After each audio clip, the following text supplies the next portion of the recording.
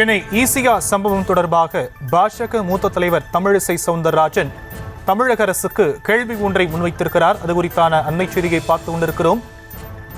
யாருடைய கார் அது என தமிழிசை கேள்வி ஒன்றை முன்வைத்திருக்கக்கூடிய நிலையில் விவரங்களை நம்முடைய செய்தியாளர் லதா வழங்கலாம், கேட்கலாம். லதா, விரிவான விவரம். வணக்கம்.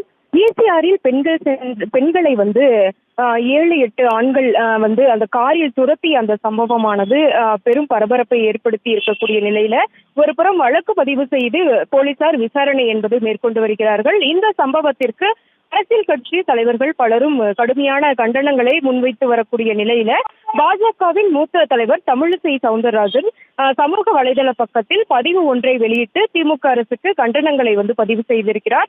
அந்த வகையில் அவர் வெளியிட்டிருக்கக்கூடிய பதிவில், திராவிட மாடல் ஆட்சியில் சென்ற முறை தமிழக மக்களால் கேட்கப்பட்ட கேள்வி யார் அந்த சார், இந்த முறை கேட்டுக்கொண்டிருக்கும் கேள்வி பெண்களை துரத்தியது யாருடைய கார், எப்போதும் கேட்கும் கேள்வி இந்த குற்றங்களுக்கு வழிவகுப்பது யாருடைய டாஸ்மாக் பார் என்று குறிப்பிட்டு திமுக ஆட்சியில் விடை கிடைக்காத கேள்விகள் தொடர்வதாக குறிப்பிட்டு திமுக அரசுக்கு கண்டனங்களை பதிவு செய்திருக்கிறார்.